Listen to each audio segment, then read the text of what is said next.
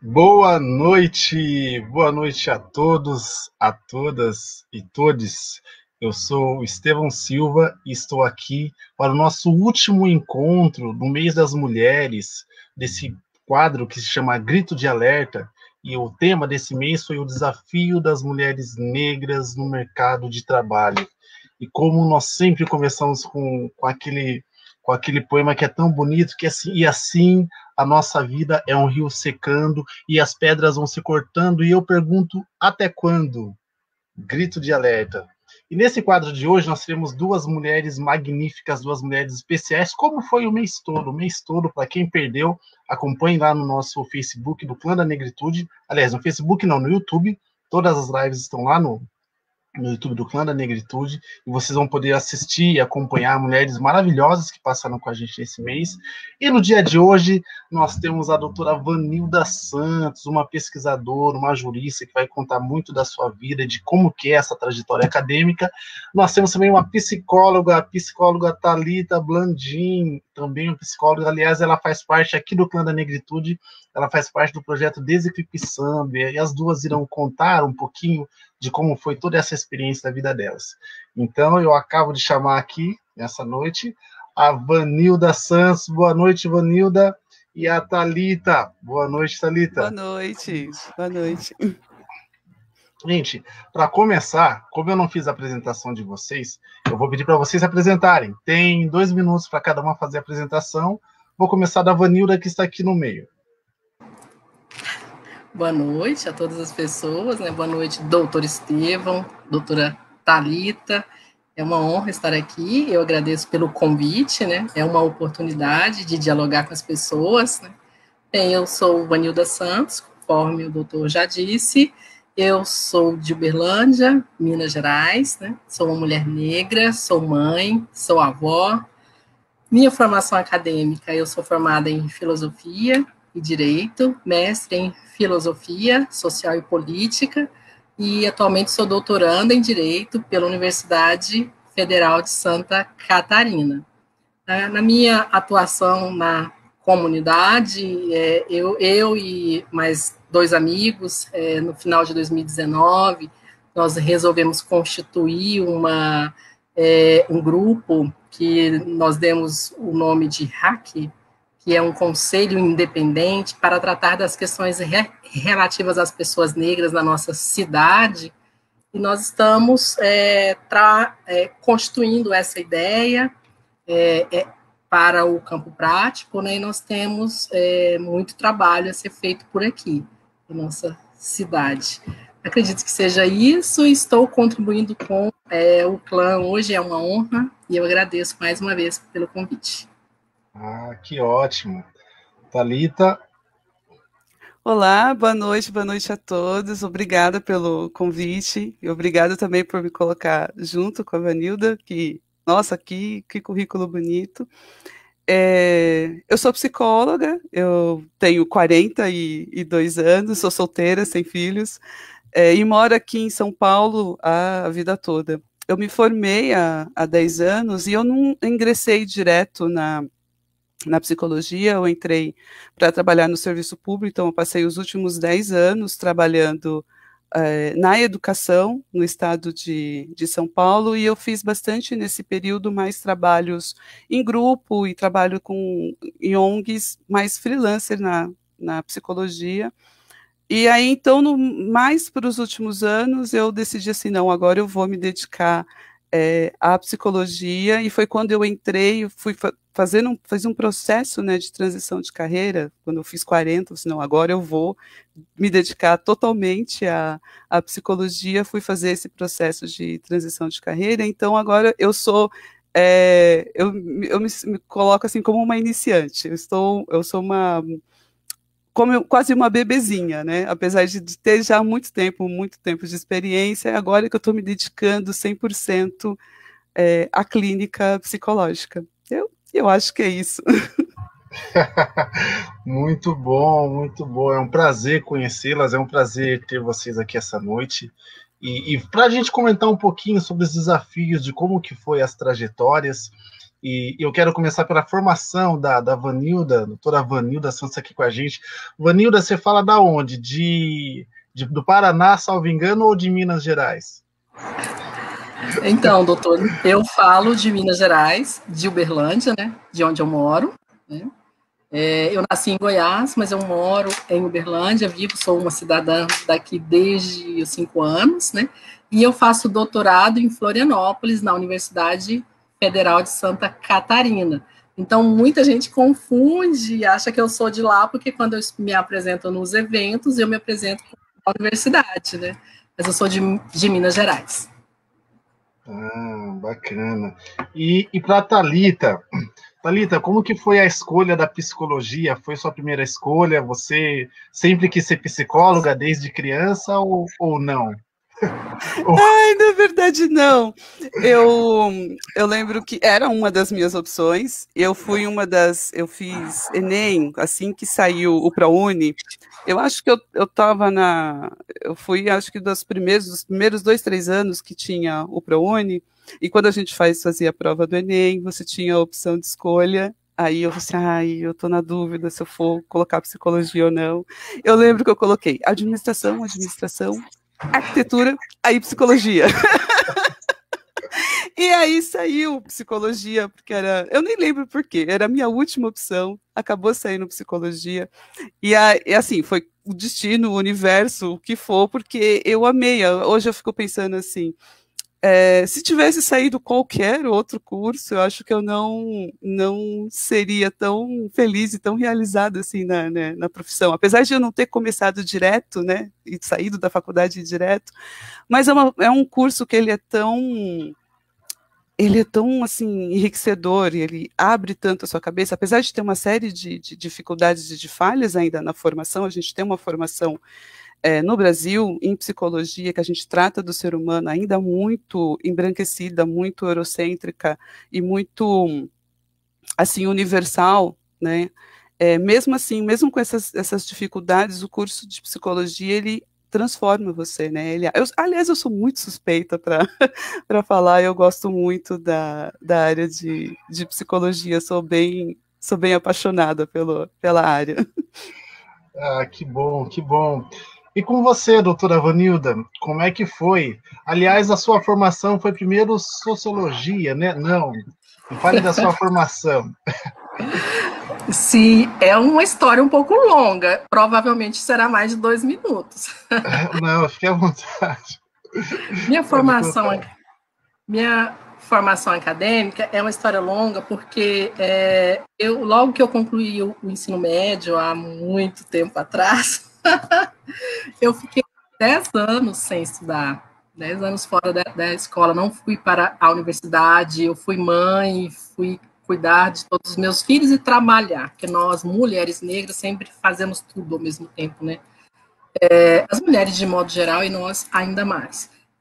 Então, depois de 10 anos, eu resolvi voltar a estudar. Teve uma série de fatores que levou a isso, ainda bem que ocorreram, né? E eu ingressei primeiro no curso de filosofia. Fiz o curso, que dura 5 anos, foi uma escolha consciente mesmo, eu sempre quis ser filósofa, era um sonho. Terminei a graduação e já ingressei direto no mestrado. Eu concluí o mestrado em 2012 e o meu sonho durante toda a minha formação era ser professora na universidade. Todo o processo, tudo que estava ao meu alcance na universidade para seguir a carreira acadêmica, e fui direto para o mestrado, porque esse era o objetivo, né? Infelizmente, nem tudo é tão tranquilo quanto a gente sonha e imagina, né? Eu concluí o mestrado, mas eu não tinha perspectiva de concurso, porque exigia o doutorado, e eu não tinha condições de fazer o doutorado, que era fora, na minha cidade não tinha, e por uma série de outros fatores que envolve o acesso à universidade na carreira docente, né? Mesmo o meu currículo tendo sido todo preparado para isso, toda a minha formação, eu não pude seguir. As condições não me foram favoráveis naquele momento. Então, não ingressei na carreira acadêmica, Mas eu atuo como professora na educação básica desde que eu concluí o mestrado. Eu fiz o concurso do Estado de Minas Gerais, então eu sou professora do ensino médio. E eu fiquei menos de 2 anos, sem estar vinculada à universidade, e fui realizar o outro sonho, que era fazer direito, né? Então, em 2014, eu ingressei na universidade, na mesma universidade pública, todos os meus cursos foram na universidade pública, e desta vez eu ingressei como cotista. A filosofia não, porque foi em 2005, ainda não havia as políticas de ação afirmativa na universidade. Então, fiz a graduação e o mestrado por ampla concorrência. Em 2014, eu ingressei como cotista do curso de Direito da Universidade Federal de Uberlândia, porque mesmo que eu tirasse notas altíssimas nas ciências humanas, né, quem trabalha, tem família, não tinha como se dedicar para dominar física, química e tirar as notas excelentes que os meninos que só estudam para o vestibular conseguem. Eu sou péssima nessas matérias.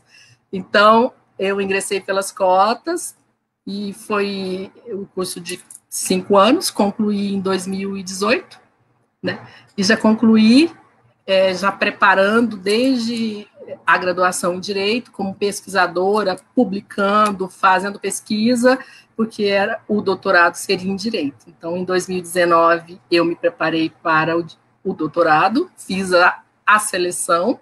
Em 2020, eu ingressei no doutorado na Universidade Federal de Santa Catarina. Essa foi minha trajetória, ou seja, eu estou há quase 16 anos na universidade pública, mas eu não sou professora na universidade pública, e nem nas particulares, já que estamos, eu não sei se terá um momento específico para isso, a questão da busca de um espaço no mercado de trabalho. Se tiver, eu falo depois. Sim, terá esse momento sim. Mas muito bacana, muito legal sua trajetória e profunda. E eu tô aqui admirado de ver sua garra e termina uma e faz outro, termina um e faz outro. Eu já tinha pedido férias, mas um ano sabático, né? Pelo menos um ano sabático aí entre uma coisa e outra. Mas parabéns mesmo, é admirável, assim, toda a sua trajetória, fazer uma faculdade, já iniciar o mestrado, depois, mal acabar, já fazer outra faculdade, muito interessante. Mas, Thalita, como que é a profissão de psicólogo? Como é que estão os psicólogos agora na pandemia? Como é que estão os atendimentos? Aumentaram, diminuíram, caíram? Eu queria que você falasse um pouquinho mais de como que é o trabalho do psicólogo, porque tem muita gente, mesmo ainda hoje, tem muita gente que não acredita no trabalho do psicólogo, acho que, alguém para me ouvir, eu tenho meu amigo, eu tenho o pastor, eu tenho meu primo, e qual que é a importância do trabalho em si? Sim, a pandemia está sendo um desafio extra, né, porque quem já tinha algum tipo de problema, de questão emocional, ou até mesmo um quadro psiquiátrico, com a pandemia acabou piorando. E quem desenvolvendo alguma dificuldade, né? A gente está vivendo uma situação completamente diferente, assim, nunca ninguém ia imaginar que uma pandemia nesse nível ia acontecer e que a gente iria enfrentar, além da questão da pandemia, um despreparo do governo na condução do tratamento, né, de como conduzir, de gerir, né, de fazer essa gestão da crise, que acaba sendo um peso a mais, né, para as pessoas. E a gente não está, esses momentos de quarentena, tudo que tem que ficar em casa, essa incerteza, nós, seres humanos, a gente não desenvolvemos, nós não evoluímos para isso. Nós somos seres do contato, nós somos seres sociais, e nós somos seres que a gente tem um pouquinho de ansiedade quando se passa em momentos de incerteza, né? E vem tudo junto, você tem um grande momento de incerteza, você tem e está isolado, sem ter contato, e passando por, que acho que é o pior de tudo, pela quantidade de perdas que a gente está tendo em vidas, né? a gente vê em várias famílias, né? Todos os dias a gente tem 2, 3 mil famílias em luto, e muitas pessoas sem ter a possibilidade, inclusive, de velar e fazer os ritos funerários, né? E às vezes famílias com mais de uma pessoa perdendo mais de um ente querido ao mesmo tempo. Então essa pandemia vem com não é só uma crise sanitária, uma crise humanitária, mas uma crise de saúde mental muito grande, porque a gente não está, mesmo nós psicólogos, ninguém tá, você não tem uma matéria dessa no curso. Olha, como é que você lida com uma crise em escala mundial? Então, cada paciente, cada atendimento você tem que ir lidando com a situação ali no momento, né? E outro ponto que você trouxe de que as pessoas, por que eu vou no psicólogo, por que eu não posso desabafar com o meu amigo e tudo mais, não tem, acho que é importante, isso que a gente está, que eu falo muito para os meus clientes, né, nas sessões, ter essa pessoa próxima, ter um contato, isso é muito importante, isso é muito saudável, né? Ter o contato humano, ter alguém em que você possa confiar, em que você possa chegar lá e essa pessoa vai receber e vai ouvir as suas angústias, né? Vai entender as suas dores, né? Só que essa outra pessoa é um ser humano também, né? Ele não está preparado, ele não foi educado para acolher a sua dor e saber manejar a sua dor. Às vezes as pessoas estão com muita boa intenção, mas essa dor, a sua dor toca o outro também, a sua dor toca o seu amigo, e de repente seu amigo não vai conseguir te ajudar do jeito que você precisa. Então tem esse momento que o psicólogo vai estar lá. De repente você tem um quadro psiquiátrico mesmo, você tem uma depressão, uma ansiedade, tem uma dificuldade emocional que talvez o seu amigo não vai ter esse preparo e esse faro, essa sensibilidade de apontar para você, olha, essa é uma questão, uma depressão, a gente pode fazer isso, a gente tem esse recurso. Ele tem o seu amigo, o pai, o irmão, o companheiro, pode te acolher, mas ele tem essa limitação de que, de repente, o seu probleminha, aquela questão de uma depressão, uma ansiedade, talvez ele não vai conseguir te ajudar nesse ponto. Tem um psicólogo que estudou, e que a gente passa 5 anos estudando para ajudar as pessoas nessas dificuldades que os companheiros, os amigos, a família, talvez não vão conseguir prestar a melhor ajuda, apesar de toda a boa intenção, né? E aí tem também a questão da boa intenção, né, de que às vezes você precisa ouvir algumas coisas que você sabe no fundo que precisa ouvir, mas fica se negando, e às vezes as pessoas também não vão querer dizer algumas coisas para machucar, ou não te incentivar a tomar algumas atitudes, fazer, eu vou fazer isso para você para te ajudar, quando na verdade era você mesmo que deveria tomar uma atitude em relação à sua vida.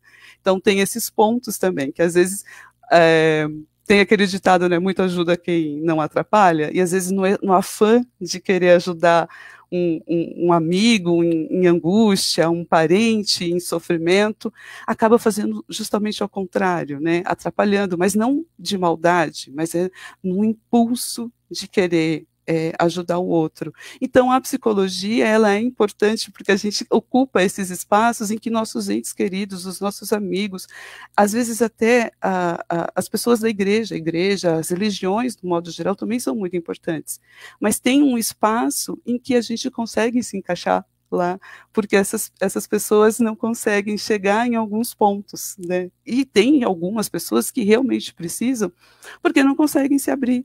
Acham que se for, o meu marido, a minha mãe, o meu filho, eles estão tão atarefados, eu não vou ser mais um fardo para essa pessoa. Então não se abre, e aí fica com sofrimento, né, preso no corpo, precisando falar com alguém. E aí tem a gente aqui, psicólogo, para receber essas pessoas também, né? Eu espero que eu tenha deixado dado mais ou menos uma ideia da importância, que eu gosto muito de deixar que é importante ter a psicologia, mas sem deixar assim claro de que a ajuda do colega, do parente, do amigo, da igreja, seja menor do que o trabalho do psicólogo. Não é. ele é só diferente. Toda ajuda é sempre bem-vinda, né?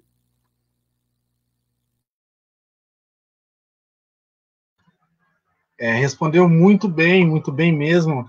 E eu quero aproveitar aqui, dar boa noite para a Rebeca. Rebeca é uma querida. Rebeca é minha irmã, gente, lá de Botucatu, Rezinha, e minha querida. Tá aqui também a Camila. Camila Aline, boa noite. Vamos dar boa noite a todo mundo, a todos e todas que tá aqui. Tá a Maíra ou a Mayra, não sei. Tá a Cíntia faz parte do clã também, é uma grande colaboradora. E aí tá uma pessoa que eu acho que você conhece aqui, Thalita, que é a Lenir, é outra psicóloga colega, que, aliás, a Lenir e também a Thalita, elas fazem parte do projeto Deseclipsando, um projeto que eu quero que você fale um pouquinho depois. Também está a Ana Deus é Fiel, boa noite, Ana. E tá o Flávio, boa noite a todos. É muito bom ter vocês aqui nessa roda de conversa, que é bem simples. Eu espero que seja muito produtiva e muito profunda para vocês. Mas, ô Vanilda, a Thalita falou uma frase aqui que muito já me deixa impactado, que é essa importância da escuta, né? A importância de falar e também a importância da escuta. E nessa sua trajetória, nessa toda a sua trajetória acadêmica, como é que é a escuta? Como é que é ser uma mulher negra aí galgando, né, nos meios acadêmicos, que é um meio super elitizado e super concorrido também? Como é que foi isso na sua vida? Você teve escuta? Tinha a quem chorar as mágoas, a quem falar, olha, estamos juntas, né? Existem mais mulheres negras na sua sala, nas suas diversas salas? Como é que foi isso? Pegando pesado, hein, Estevão? Também é uma longa história, mas antes quero dar boa noite para o Flávio Muniz, que está aí, que é o meu amigo de Uberlândia e que é o idealizador da ideia da hack, que eu acabei de comentar quando eu me apresentei. Estamos juntos nessa... Legal. Boa noite, Flávio. Muito bom, parabéns. Bem, você fez uma pergunta cuja resposta é super difícil para mim, porque é uma longa história. Durante o meu período de graduação, de mestrado, principalmente na primeira e durante o mestrado, eu já conversei disso com amigos, inclusive, foi um período justamente de silenciamento. Primeiro porque eu entrei na universidade, como eu disse, lá em 2005, há muito tempo atrás, né, em que ainda não havia as políticas de ação afirmativa na universidade, as chamadas cotas, né? Então, o número de pessoas negras era muito baixo, pouquíssimas pessoas negras. Em quase todos os espaços em que eu estava, eu praticamente era a única, né? Quando muito, 1, 2, mas quase todos, era sempre a única, principalmente porque eu fui para o campo da pesquisa. Eu realmente me dediquei muito durante toda a minha formação à pesquisa. Então, era muito comum eu ser a única em todos os espaços. Já existia na universidade, naquele momento, grupos ligados ao NEAB, que são o Núcleo de Estudos Afro-Brasileiros. Então, tinham pequenos grupos de pessoas que serviam uns aos outros ali de apoio e tudo, mas eu nunca fiz parte desse grupo, que também era um grupo muito seleto, não era muito agregador, entendeu? Foram 5 anos de graduação, 2 de mestrado, e eu nunca consegui, digamos que, me encaixar nesses grupos, porque a universidade é completamente eurocêntrica, né? Então, a formação que a gente teve que eu tive especificamente, foi uma formação muito eurocêntrica, e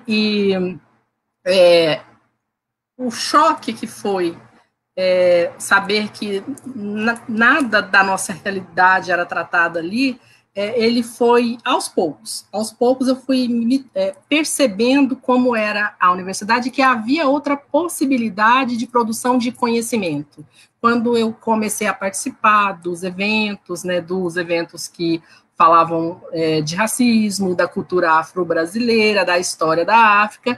Então, nesse sentido, eu comecei a perceber que eu gostaria de contribuir no meu campo de conhecimento, né, e como eu era voltada para a pesquisa, eu queria pesquisar para entender para mim mesma e também para contribuir na produção de conhecimento. E eu tive 2 entraves. O entrave da universidade, que é eurocêntrica, que naquele momento, ainda lá antes de 2010, tratar de questões relativas ao racismo em uma área como a filosofia, por exemplo, não era admitido. Falar de história e cultura africana e afro-brasileira também não.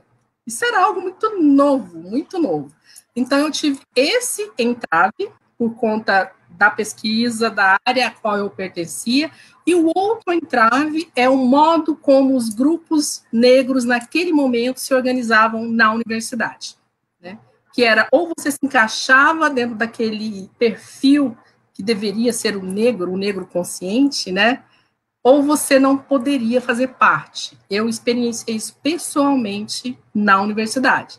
Então, quando eu me interessei, fui pesquisar, participar de todos os eventos, o meu currículo demonstra isso quando a gente vai olhar, mas eu não era vista como negra, até porque eu usava, até muito pouco tempo, eu sempre falo isso, quem está me ouvindo agora já deve ter ouvido outras vezes, mas eu gosto sempre de contar, que eu usei o meu cabelo alisado, relaxado, até 2 anos atrás, até pouco mais de 2 anos, em que eu decidi, por uma decisão consciente, de que eu não queria mais produtos químicos no meu cabelo, né? Mas durante anos eu fui sempre pesquisando, compreendendo como se dão as relações étnico-raciais em nosso país.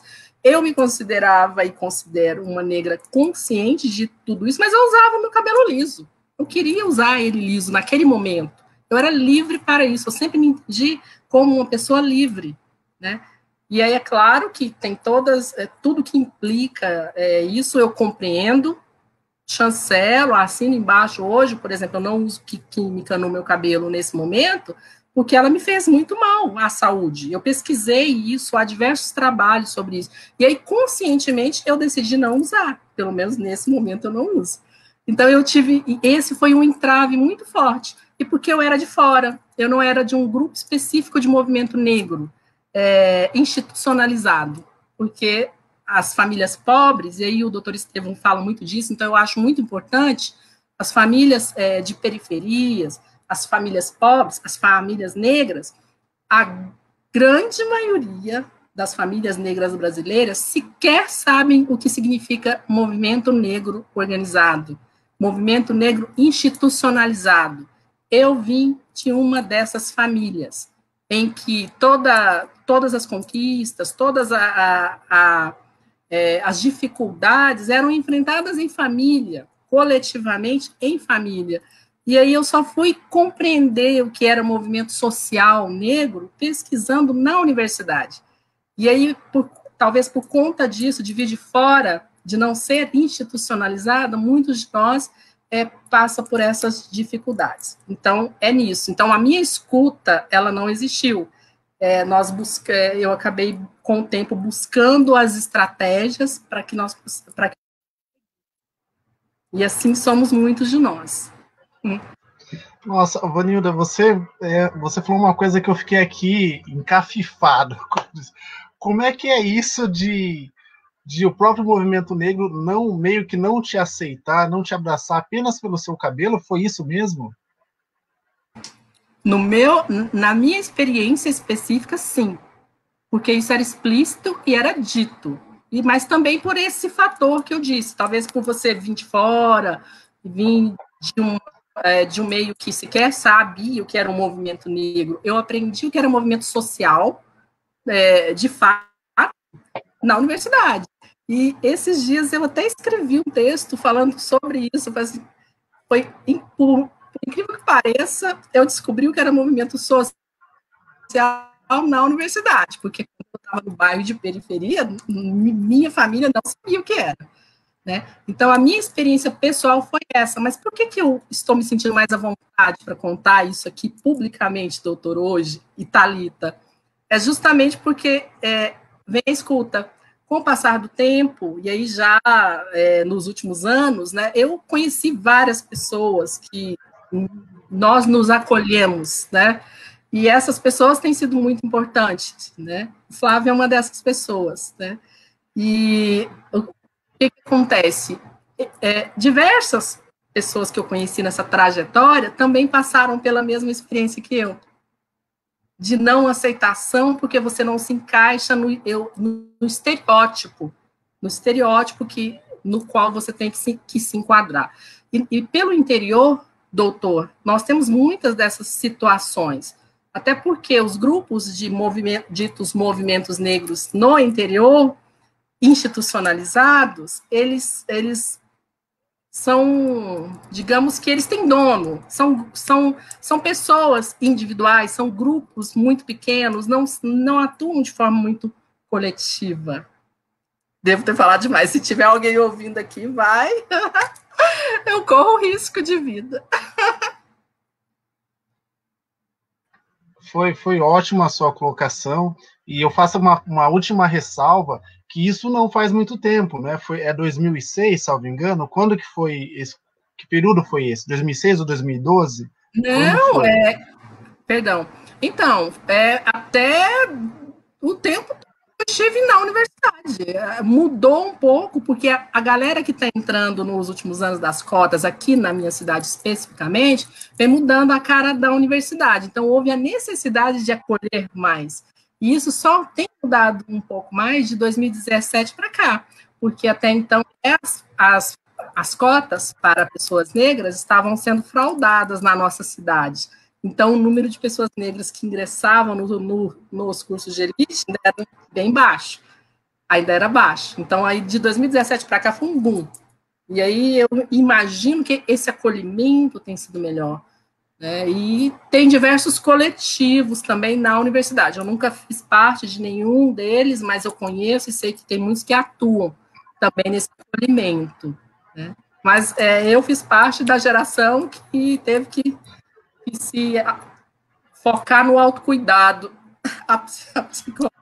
para sobreviver naquele meio e produzir, contribuir na produção de conhecimento. E ainda assim, isso é muito frequente, mesmo com essas mudanças dos últimos anos. Nossa, eu fiquei surpreso mesmo, eu confesso que eu desconheci essa realidade, e por isso ninguém mais do que eu aprende muito nessas lives. Eu não sabia dessa realidade, que bom, tive um acolhimento na minha universidade, e também um fato interessante, um recorte interessante, que a Vanilda ela estudou sempre em universidades públicas. Né? Não estamos falando de universidades privadas, estamos de universidades públicas que, a princípio, tem uma... ela é mais dinâmica, mais abrangente, né? Mas eu quero dar aqui boa noite para a Ieda Barbosa. Eu não me lembro se a Ieda é psicóloga, eu sei que ela está no nosso Instagram, não me lembro. E a Ieda, ela fala aqui, olha, Vanilda, me reconheço muito na sua fala. Puxa, que lamentável, né? E como isso ocorre. Exato. Tá com a gente aqui também o Carlos Eduardo. O Carlos é um querido, é alguém que eu sou fã, é um doutor que eu sou fã, é um psicólogo também, e que, aliás, eu queria também, eu não sei se a Leni, ela vai estar com a gente, a Leni também é uma psicóloga, e nesse mês de abril ela estará com a gente aqui numa das quartas-feiras, e vai ser muito bom. Tá a Luísa Guerino também, que ela também, e ela tem uma ONG, enfim, também vai estar falando no próximo mês aqui, está muito bacana. Mas agora, Thalita, eu tenho uma pergunta para você. E eu tenho que confessar que é uma roda de bate-papo, então, assim, as pessoas perguntam, aliás, vocês que estão nos ouvindo, fiquem à vontade para perguntar, para mandar pergunta e tudo mais. Eu tenho uma pergunta também fora de qualquer script, mas é uma pergunta... e se você não quiser responder, também fique à vontade. Mas é uma pergunta que eu julgo interessante, que é o seguinte... Como psicóloga e com o aumento, eu sempre converso isso com o Carlos, nos últimos anos, nos últimos 5 anos, que bom por isso, cresceu muito a quantidade de psicólogos negros, e psicólogos que se assumem negros. Até na última live, o Álvaro, o professor Álvaro, que também está sempre com a gente, ele até fez uma pergunta se existia uma uma metodologia, se existe uma... Fugiu agora a palavra que ele usou. Eu vou usar metodologia, mas não seria bem isso na psicologia. Mas se existia uma metodologia negra de tratamento, o Álvaro fez essa pergunta nessa live passada. Mas a pergunta que eu tenho para você aqui hoje é o seguinte: seus clientes, seus pacientes, são pessoas, a maior parte deles são negros ou brancos? E como que você vê isso, essa procura por psicólogos e psicólogas negras?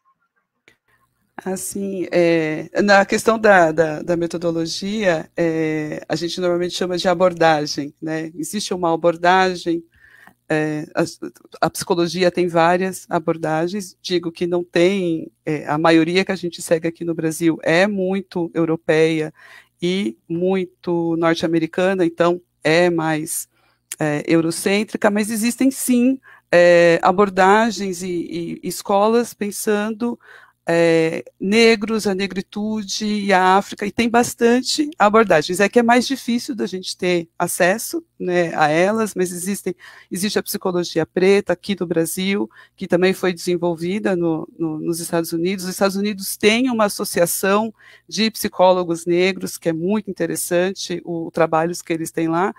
E, recentemente, eu estou acompanhando que na África do Sul eles vêm desenvolvendo um pensamento falando de psicologia africana, né? E é muito interessante. Eu não vou conseguir falar o nome deles, que eu não consigo. Eu tento, juro, mas eu não consigo ainda pronunciar o nome dos nossos irmãos africanos. E ele fala que toda a psicologia, ela é localizada, né? Se a gente fala psicologia sem um nome nenhum, a gente está falando de uma psicologia que ela é europeia e que ela é americana, né? Então, a psicologia africana, ele está localizando, porque todas as psicologias são localizadas. Então, existe uma psicologia que se faz no Brasil, uma psicologia que se faz na América Latina, e a psicologia, no modo geral, de modo geral, não, mas você tem bastante movimentos tentando fugir um pouquinho desse centro, Europa, Estados Unidos, América do Norte, e pensando mais outras culturas e outros espaços, né? Só para falar um pouquinho da questão da pergunta, né? Sobre as abordagens, sim, tem estudos, começaram tarde, mas ainda bem que começaram pensando em outros mundos, outras culturas, outras formas de pensar, fora o pensamento europeu e norte-americano, que são os dois mais fortes que tem na psicologia hoje, né? Então tem bastante autores. Eu estou estudando, eu espero um dia ainda conseguir falar com mais propriedade dessas outras áreas. Aí, sobre a pergunta dos meus clientes, da minha clientela, a maioria é negra, sim, tem uma procura e tem uma... que eu acho que isso que é fantástico, uma identificação também, né,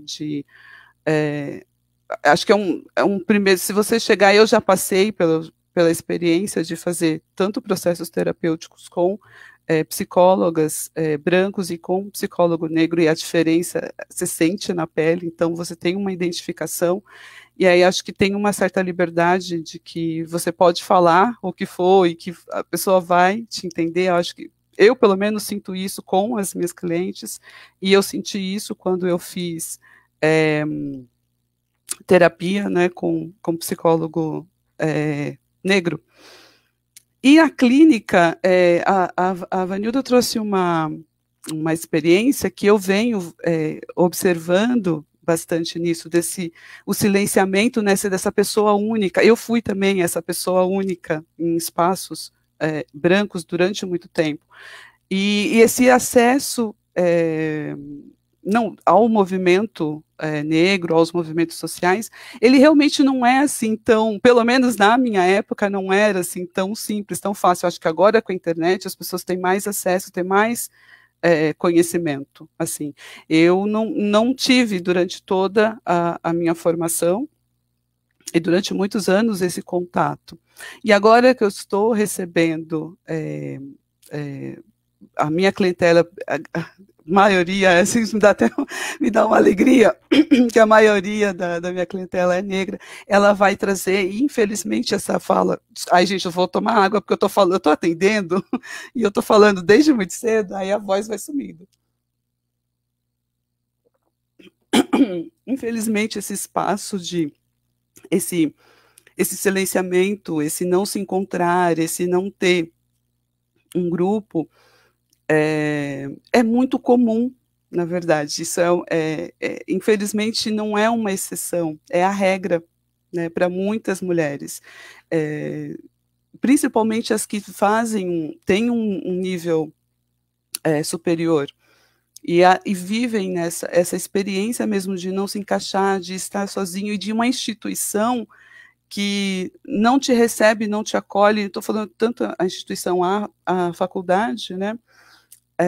Que não acolhe, né, a cultura negra, a pessoa negra. Você é só mais uma pessoa num mar ali, e que quanto mais quietinho, na verdade, você está, melhor, né, para não interferir e não começar a apontar como o sistema, na verdade, esse silenciamento, na verdade, ele não é natural, não é porque as mulheres ou os homens negros são tímidos, é porque é uma cultura que foi criada, um jeito, uma forma de organização que está voltada para esse silenciamento. Então, quando a gente está na clínica, esse é um espaço não só para para cliente falar, mas para a gente ter uma troca, para ter um contato, né? Que é como ela fala assim, olha, eu encontrei amigos em que passaram pela a mesma experiência que eu, e aí eu comecei a me reconhecer. A gente precisa desse contato com o outro, porque o outro é nosso espelho, a gente se reconhece no outro, né? E a clínica justamente tem um espaço desse da clínica que é não só de acolher a dor, mas de reconhecer e afirmar a pessoa, afirmar o outro. Não, você tem o direito a existir, você tem o direito de falar, você tem o direito de expressar os seus sentimentos, né? Você é uma pessoa como todas as outras pessoas, aquele momento de encontro e de humanização que a gente tem ali no atendimento clínico. Né, que não é só um sofrer. Eu, pelo menos, a minha clínica não é só um sofrer. Eu sou bem despachada, a gente gosta de rir, eu gosto de conversar, eu gosto de ter esse momento de que não, a gente pode descansar, a gente pode rir, a gente pode ter prazer, a gente vai chorar, a gente vai viver, sabe? Porque tem um impedimento da existência das pessoas negras que tem um impedimento da vida toda, né? Um impedimento do prazer, um impedimento da diversão, um impedimento do lúdico, um impedimento de você simplesmente encontrar uma outra pessoa e se reconhecer no outro. Você tem tantas barreiras, né, que a sociedade, a cultura vem colocando há tantos anos, e que está tão normalizado, né, está tão normatizado, e isso é tão pesado, né? Por que Vanilda precisa ter toda uma história de 15, 16 anos, uma história linda, de que ela vai e venceu, e fez 2 cursos, e tem que passar toda essa história apartada, por exemplo, do movimento negro da faculdade, né? Não é nem um problema dela enquanto ser humano, eu tenho o meu cabelo liso, se quiser usar o cabelo liso, maravilha, tem cabelos, a gente tem essa versatilidade, a gente pode usar crespo, pode colocar as tranças, pode alisar, pode fazer o que quiser, o que nos der prazer, a gente pode pôr no cabelo, pode ser fantástico. E esse grupo também está fechado, tipo, olha, essa pessoa desse jeito não pode vir aqui. Isso é muito mais a cultura, do jeito que a cultura no Brasil, né, da forma como a sociedade brasileira foi construída desde a época da escravidão, para dificultar a existência, a vida, o contato das pessoas negras. Então, quando essa clínica, para mim, eu tenho um prazer muito grande de ter a maioria da minha clientela negra, porque eu consigo ter esse espaço, comigo também, porque eu tenho uma história parecida, então a gente se encontra, esse momento de se encontro, esse momento de respiro, esse momento de cura, né, esse momento de fala e de escuta, que a gente vai ter. E aí um ponto, não sei se eu estou falando demais, você, assim, você pode me interromper a hora que quiser, mas eu queria só falar uma coisinha rapidinha em questão à militância, que é importante ter o movimento e que as coisas sejam faladas e denunciadas, porque a gente precisa do trabalho do movimento negro, mas tem uma coisa que chega para mim na clínica, que eu venho percebendo, né, nos últimos tempos, é que às vezes é muito acadêmico da forma como as coisas estão sendo feitas, e eu recebo eu tenho bastante clientes que não têm formação acadêmica e de universidade, e que acaba pegando esse conteúdo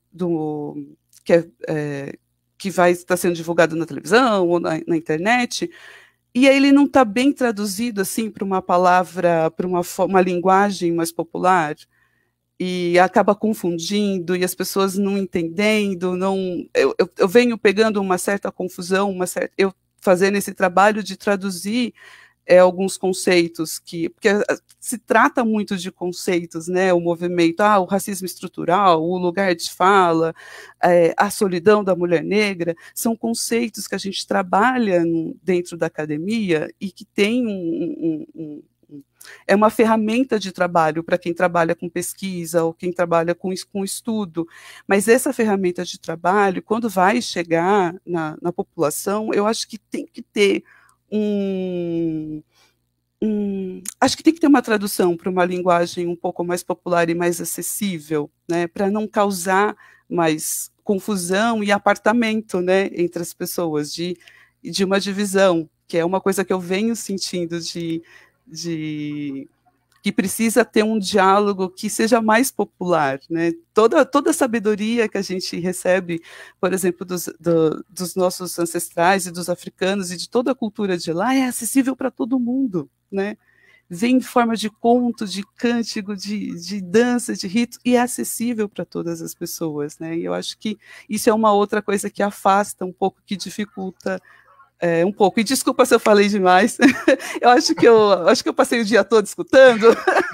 Eu estou desde manhã só ouvindo, e eu acho que eu estou numa necessidade de acabar falando, e aí eu estou meio exagerada.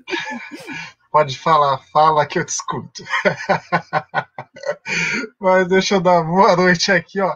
A Ieda, ela disse que ela é secretária executiva. Bacana, Ieda. Está aqui com a gente, dando boa noite, a Silvia Cibele. Silvia Cibele também é uma grande companheira, está com a gente. A Esther deu parabéns à mesa, grande mesa de debate. A Esther também é uma grande ativista, participa muito da Educafro, enfim, é uma outra mulher batalhadora, assim. Esther, já te convido para vir aqui qualquer dia. Está a Luciana Araújo, também boa noite a todos e todas. Essa fala é necessária, assim, super necessária, super necessária. E por falar em falas necessárias, viu, Vanilda? Eu queria que você nos contasse como é que é ser uma filósofa, que eu só estava até pensando aqui, desculpe a minha ignorância, mas eu acho que nem tem mulheres que são filósofas, né, da antiguidade, principalmente dos filósofos ali europeus, eu não lembro de nenhum, né, Sócrates, Platão, não lembro de... Veio até hoje, eu não sei qual foi o último filósofo, mas deve ter sido um homem também. Como é que é isso? Como é que é ser uma filósofa mulher? Ai, pergunta interessante. E ele tá só pegando pesado hoje. É muito... Já é algo, assim, complexo você ser reconhecido enquanto filósofa. Porque existe um debate acadêmico, gostei muito da fala da Thalita, porque é muita coisa no âmbito muito acadêmico, e eu sou muito acadêmica, tá? Eu sou muito conceitual, porque sou da filosofia, inicialmente, né? Então, eu sou muito acadêmica, mas eu reconheço essa dificuldade que a academia tem, e não sei se é só dificuldade, eu compreendo que às vezes é um projeto de deixar as pessoas fora da produção de conhecimento. Quanto menos pessoas tiver acesso à produção de saber acadêmico, que é uma forma de saber, né, conforme a Thalita acabou de dizer, né, o saber não é só acadêmico, a riqueza dos demais saberes é o mundo de Sofia. Mas o saber acadêmico é um espaço de poder, é um espaço muito poderoso. Tá? Não é só entrar as cotas não é só porque era para negro, pretinho, ou qualquer outra denominação racista que queiram dar, é porque acessar aquele espaço do poder, do conhecimento, é algo perigoso para quem ocupa, digamos, as elites econômicas e políticas do mundo, né? Nem só do Brasil, né? Mas pensando na nossa realidade. Então, esse espaço de produção de conhecimento, ele tem os cânones. Um dele é quem é reconhecido como o pesquisador, que tipo de conhecimento é científico, que é resultado pensando nas pessoas negras ou não brancas, porque também tem as indígenas e outras origens, né, que também não são tão bem aceitas, mas no caso do negro é muito pior, que o racismo antinegro é o que é mais evidente na nossa realidade. Então, o conhecimento que tem como base matrizes que não são europeias, ainda é uma luta para dizer que é conhecimento válido, que é científico, que é filosofia. E para ser filósofo, existe um debate na academia também, que muitos dizem que estudamos lá todos aqueles anos, fazemos mestrados e doutorados, e nós somos, no máximo, historiadores da filosofia, que é quem vai ficar reproduzindo historicamente quem foram os filósofos, o que é muito importante, porque a história é muito importante, e a gente tem a história da filosofia. Mas ser filósofo, essa discussão acaba fazendo com que muitos não se reconheçam enquanto tal, ou que não reconheçam os demais. Quais demais? Esses que não vêm dentro das caixinhas denominadas como as dos capazes de produzir conhecimento, ou seja, aquele que pesquisa só conhecimento de filósofos ou filosofias eurocêntricas, aquele que é filho da elite econômica, que tem a vida toda só para pesquisar, estudar, que não é aquele que trabalha o dia todo, que chega na universidade para cumprir todas as suas tarefas. Então, ser reconhecido enquanto filósofo já é uma luta constante. Imagine a história da filosofia que nós estudamos até muito pouco tempo no Brasil. É a história eurocêntrica e masculina. Então, só conforme você diz, só estudamos só homens na academia durante a minha graduação. Hoje já é um pouco diferente, porque as pesquisas sobre filosofia feminista e tudo mais tem sido muito forte, que tem retomado as filósofas ocidentais que foram esquecidas. As ocidentais que foram esquecidas. Então já se estuda Simone de Beauvoir, né? Se estudam as filósofas brancas, né? As filósofas que são as negras estão chegando há muito pouco tempo nas referências bibliográficas dos cursos, né? Eu não estudei uma mulher durante toda a minha graduação. Tudo que eu estudei de filosofia foi filósofos ocidentais, filósofos. As filósofas eu li por conta própria e eram todas europeias ou estadunidenses, né?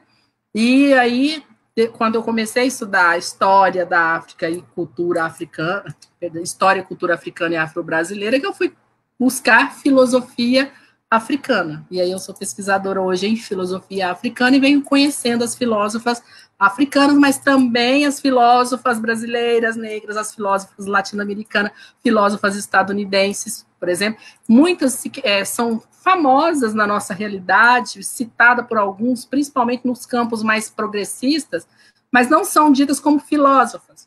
É fulano de tal, por exemplo, Angela Davis. Angela Davis é uma filósofa de formação e de produção riquíssima, mas muita gente fala Angela Davis, como se ela não fosse uma filósofa, né? E que está nas nossas referências. Então, essa foi a experiência. É ainda uma construção, estamos aí nessa luta. Entendi. E aí a Silvia põe assim, a bem da verdade, doutor Estevão, as mulheres usavam nomes de homens para terem seus pensamentos publicados. Essa foi uma realidade por muitos anos. Pois é, absurdo esse machismo. Eu posso dar um exemplo da literatura, por exemplo? A filosofia, que é a primeira obra feminista, clássico feminista europeu. Já eu falo, porque eu vou pegar o livro, tá? Perdão. Ai, deixa eu... Ótimo, ótimo. Deixa eu tirar aqui. E Thalita, a psicologia, existem mais mulheres ou mais homens psicólogos? Como é que é na psicologia essa questão do machismo? Só tem Freud e companhia? Freud, Lacan, quem mais? ou existe mulheres ali também? Sim, tem a produção acadêmica, quem faz pesquisa, quem desenvolve teorias e tudo mais, a maioria é homem, né? Tem algumas mulheres, sim, mas a maioria é homem. Mas o interessante na psicologia é que quem produz o conhecimento, quem faz o conhecimento são, a maioria, homens, que estão nas academias, mas quem trabalha no dia a dia, a maioria que trabalha no dia a dia, nos consultórios, nos hospitais, são mulheres, né? Isso é uma contradição. Agora está mudando bastante, você tem mais autoras, né, na psicologia. É que a psicologia principalmente na área clínica, é um mundo assim gigantesco, tem muita coisa, muita produção. E você vem de uns anos para cá tendo mais mulheres. Mas durante muitos anos foi isso, começou a psicologia, começou mais como uma profissão mesmo de homens, começou como médicos, né, começou da área da psiquiatria, depois foi passando para a psicologia, começou muito mais com homens, mas em um determinado momento passou a ser uma profissão de mulheres, né, de ter muita mulher. Hoje a gente tem, aqui em São Paulo, a gente deve ter 300 mil, acho que, psicólogos. Eu não sei, eu sei a quantidade de psicólogos. Agora, o número que eu vou falar é chute totalmente meu, fonte da minha cabeça. Mas esses 300 mil, com certeza, pelo menos uns 90%, 80% deve ser de mulheres. Isso é um ponto... um ponto a se marcar, né, que a produção acadêmica ainda é dos homens, mas o trabalho lá no dia a dia é feminino, é basicamente feminino.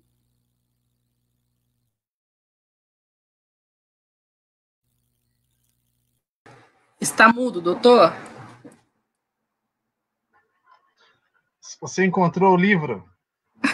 Não encontrei outro, mas é a autora do Frankenstein, Mary Shelley, usava o nome para publicar. Um exemplo clássico, só para, assim, conhecido de todos, né? Sim, ótimo. Mas são muitas.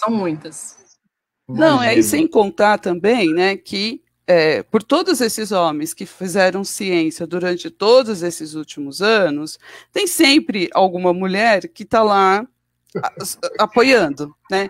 Porque para a mulher, assim, ela tem que ser, como a Vanilda foi, tive filhos e depois eu fui fazer a faculdade, e mesmo fazendo faculdade, mestrado, ela continuou mãe, irmã, e a mulher, ela não, o homem tem essa facilidade de tipo, eu vou me dedicar à minha carreira, porque ele pode abrir mão de outras responsabilidades. Existe um certo um acordão assim na sociedade em que esse homem pode ter um pouquinho mais de liberdade, né? Só que essa liberdade a mais que o homem tem, quem paga as contas é a mulher, né? Porque é ela que tem que ficar em casa, é ela que cuida dos filhos, se os pais adoecem, é ela que cuida dos pais.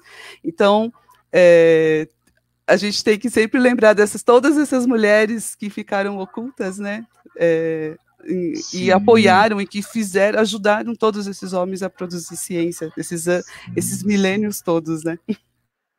É ótimo, acho que tem que reconhecer, assim, não só as mães, irmãs, esposas, filhas, né? É uma cadeia feminina muito grande que possibilita. Eu mesmo sou fruto, com certeza, de diversas mulheres. Aliás, eu até já falei da minha irmã, que foi a primeira que apareceu ali. Dá um apoio. Aliás, eu quero também... Uma outra psicóloga que está aqui com a gente é a Edmê, psicóloga e professora, estava aqui a semana passada também, incrível, a Edmê também é incrível, ela falou, mulheres incríveis, que ótimo.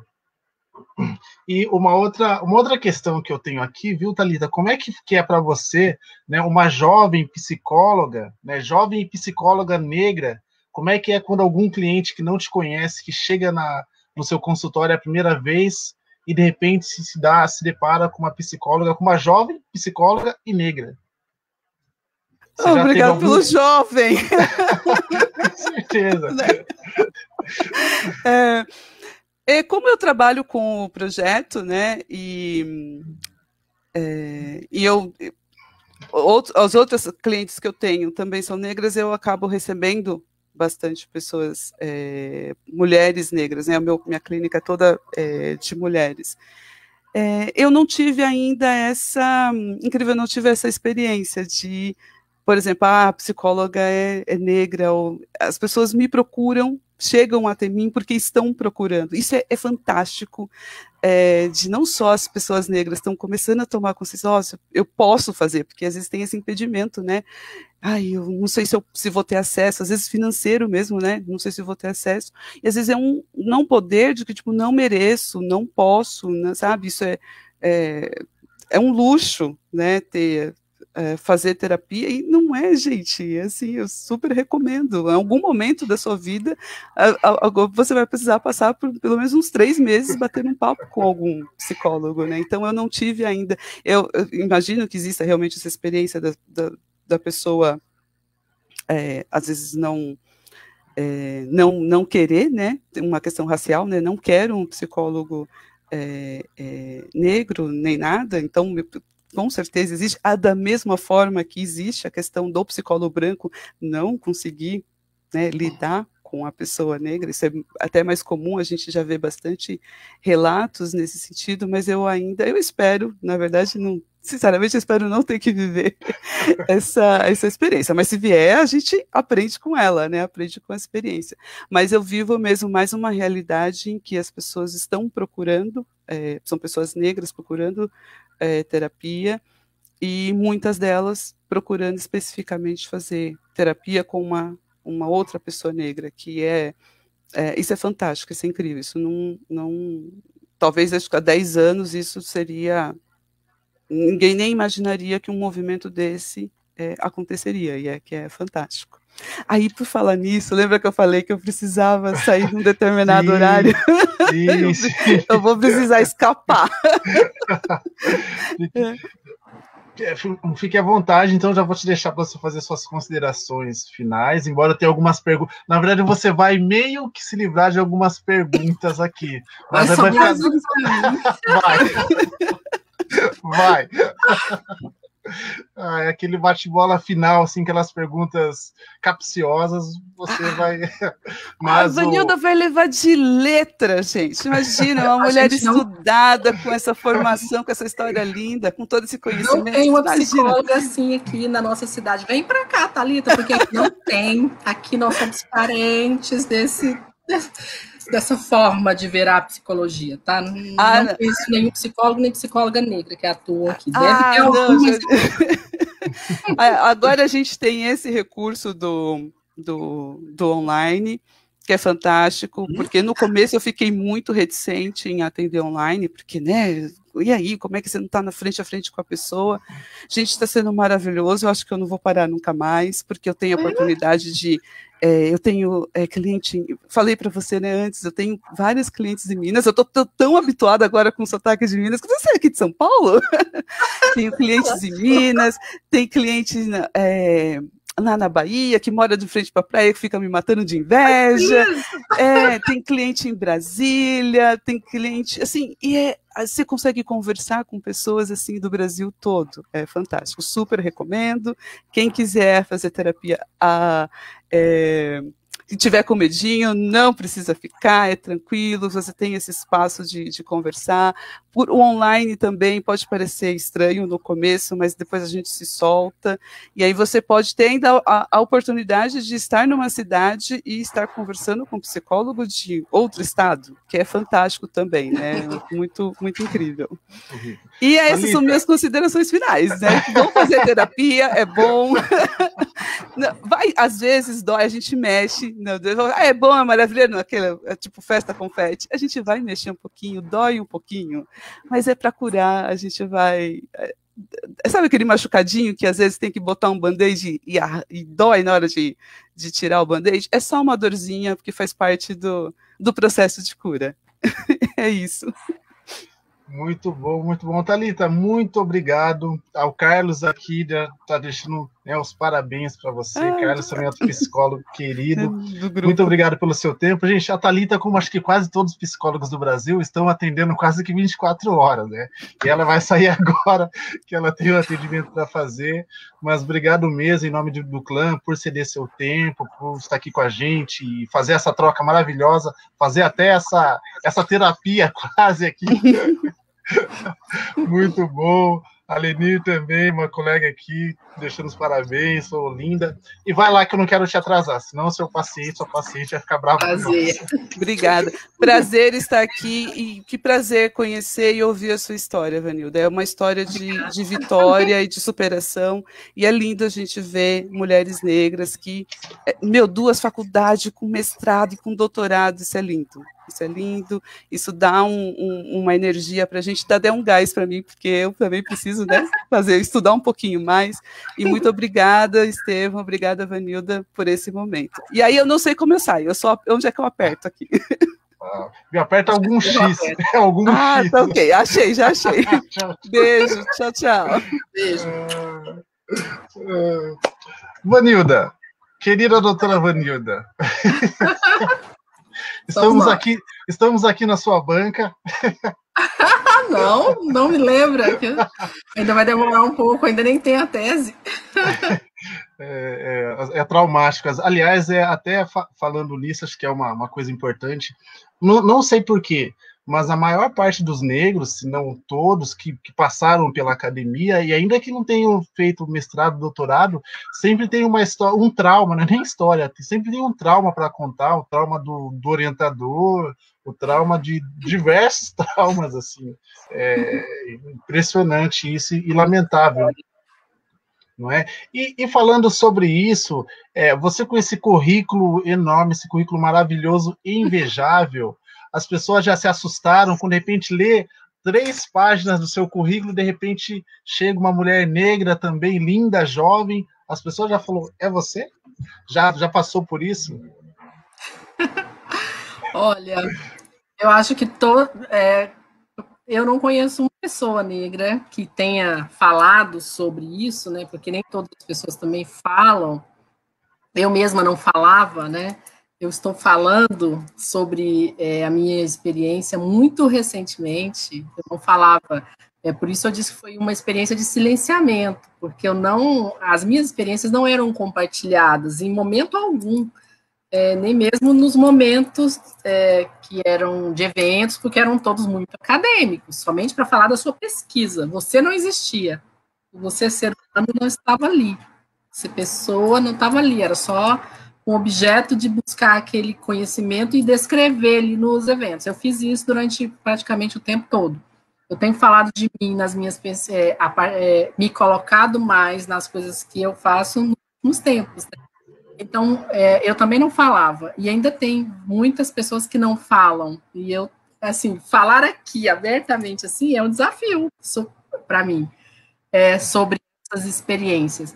Então, a maioria das pessoas que fala sobre isso, contam essa experiência, que quando olham o seu currículo, assim, é um espanto, né? Como é que você tem tudo isso? Muita gente nem fala, né? Mas, assim, dá um espanto, porque isso é real, e muitas outras pessoas passam por isso. O Flávio mesmo, que estava aqui, já passou por isso também, das pessoas questionar o currículo, como assim você tem tudo isso? 3 faculdades, mestrado, isso e aquilo outro. As pessoas se assustam. No meu caso, por exemplo, uma coisa que que faz muita parte é que muitas pessoas nos últimos tempos têm dito o seguinte: a boa parte de professores na universidade não tem o currículo que você tem. Eu ouvi isso de pessoas. E como chegou o momento, logo que eu concluí o mestrado, eu comecei a divulgar meu currículo. Então, eu entreguei currículos em várias universidades particulares, escolas particulares, porque até aquele momento era uma possibilidade, hoje eu não quero, só instituição de ensino superior, sim, mas educação básica, não. mas eu entreguei em todas as faculdades particulares da minha cidade, e aqui é um polo universitário. E eu só tive coragem de compartilhar isso há pouco tempo com um amigo, acho que foi o Flávio também, que eu nunca fui chamada para uma entrevista. Ou seja, você não tem a oportunidade nem de concorrer. E aí muitos vão dizer, mas a pessoa nem sabia que você era negro. Como é que nós vamos saber? Porque as pessoas pesquisam, ou então esse campo do setor privado, em várias cidades, é muito a questão das relações. E aí, o jurista Adilson Moreira, ele fala disso na sua obra sobre o direito antidiscriminatório, que as relações que são estabelecidas, elas definem o acesso que você vai ter. E quando você vem de periferia, de família pobre, e a maioria negra, né, que chega na universidade, você não tem essas relações, para você conseguir um estágio em um escritório bom de advocacia na cidade não é fácil, como é para quem já vem de uma origem social diferente e que é branca, né? Do mesmo modo, o acesso às instituições privadas do mesmo jeito. Então, eu conheço diversas experiências aqui de pessoas que saíram da universidade, da graduação, fizeram uma especialização lato sensu, privada daquelas de alguns meses, e logo em seguida já estavam dando aula na universidade. Então, o nosso currículo na universidade privada, porque ele faz currículo para ser aprovado nos concursos da universidade pública. Então, não é uma questão de emprego, de ganhar a vida, de ganhar o seu sustento, embora esse seja o centro e é muito importante. É porque essa é uma etapa fundamental para você conseguir passar nos concursos. Se você não tem experiência na carreira acadêmica, se você não dá aula na universidade privada para fazer o seu currículo, você está em desvantagem quando vai fazer um concurso, além de todas as outras desvantagens. Então, o nosso currículo, ele pesa pouco nesse cenário que nós vivemos, por ser quem nós somos, né, por toda a nossa história. Bacana. Sabe que essa sua fala me lembrou uma vez que eu estive em Joinville, visitando um amigo, e aí estava a namorada dele, né, nessa ocasião, e a namorada dele falou assim, puxa, eu li não sei que livro falando sobre... Foi que mesmo, isso tem uns 5 anos, ela falou, não sei que livro tinha saído naquela época, falando sobre a história dos judeus e contando toda a história do Holocausto ali, contando a história de um personagem, e ela assim, toda comovida, assim, nossa, olha como eles sofreram e tal, e aí eu falei, puxa, e eu pensando, puxa, os negros passaram por isso e muito mais. Só que nós não conhecemos a nossa história, né? Nós não conhecemos a história dos negros, e por isso que as pessoas às vezes nem se compadecem, nem se comovem com a nossa dor, porque só eu sei da minha dor, só você sabe da sua dor. E não que a gente deva ficar falando só das nossas dores, mas é preciso que o mundo saiba o que a gente está passando, como é que a gente está passando. Então, eu acho importantíssimo, né, quando você vem e traz, ainda que só um pouquinho, olha, foi difícil aqui, foi difícil ali, para as pessoas também tomem conhecimento de como de como foi. Tem o Carlos aqui mesmo, ele uma vez estava me confidenciando de uma universidade que ele tinha tudo para entrar para dar aula, e ao mesmo tempo também fizeram uma situação muito chata com ele, e acabaram excluindo ele do processo, ele já estava ali para... tinha o currículo perfeito, mas não foi contratado, muito pelo racismo. Então, as pessoas precisam saber disso. Foi isso que você conta agora. E eu acho, assim, que você deve falar muito da sua vida, porque é linda, tem muita coisa a ser compartilhado. E me lembra até o filósofo Alexandre Pires, seu conterrâneo, o filósofo Alexandre Pires, acho que ele estava em uma entrevista no Jô Soares, salvo engano, e alguém falou assim, dizem que você é metido, você tem cara de metido, alguma coisa assim, e ele falou assim, puxa, eu lutei muito para estar aqui. Ele falou, e eu uso todo o meu espaço. Ele falou, quando me dão espaço, eu vou lá e ocupo. Porque eu demorei muito para estar aqui, eu lutei muito para estar aqui, eu tenho que aparecer, eu tenho que dominar. E eu acho que é bem isso, né? A doutora Vanilda chegou onde chegou, tem que brilhar muito, tem que aparecer, né? Logicamente, sem esquecer de cumprimentar o porteiro, nunca se esqueça. Com certeza. Mas precisa brilhar muito e sempre ser reconhecida, ser respeitada por toda a sua trajetória, ser respeitada por toda a sua trajetória. Eu acho que é isso com todos que tá aqui. Mas vamos lá para aquelas perguntinhas rápidas e um pouco capciosa que eu tenho aqui. Que medo. Como a Thalita já colocou, a Vanilda vai tirar de letra. É tipo sem pensar, eu tenho dificuldade. Olha só, mas como eu sempre digo também nessas lives, a gente não tem a intenção de trazer verdades absolutas, de ficar com aquela lacração, como se diz hoje, né, como dono da verdade. Acho que, e eu sempre me posiciono assim, é a minha opinião, eu não sou dono da verdade e acredito também que ninguém o seja, então pode ficar à vontade para tecer aqui sua opinião, seus breves comentários, e eu queria ver o que você pensa sobre colorismo. Meu Deus, eu sabia. É só coisas capciosas, temas polêmicos, né? Assuntos de muita pesquisa acadêmica dos últimos tempos, né? Então, de cara, eu já vou dizer, é um assunto que eu não pesquisei o suficiente para falar com propriedade. Não li os autores e autoras que estão falando sobre colorismo. Não tive tempo, embora tenha tido a curiosidade e a vontade de fazer, né? Então, eu não posso falar aqui do ponto de vista de quem domina esse conhecimento e que trabalha isso enquanto pesquisa, né? Que fique bem claro. Vou falar a minha opinião enquanto uma mulher negra, né? E eu sei um pouco historicamente de como é que isso se constituiu na nossa história, né?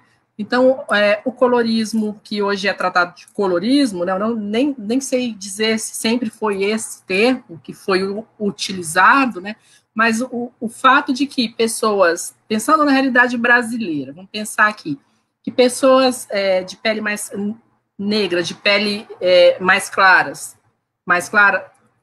teve, historicamente, desde o período escravista, um tratamento diferenciado, um tratamento privilegiado, isso está registrado nas fontes históricas, inclusive, né, em que os discursos feitos, né, por políticos, que eram feitos nos espaços públicos, né, no Senado, por exemplo, quando foi tratar de questão de reescravização, uma questão da lei do ventre livre e outras discussões que houveram.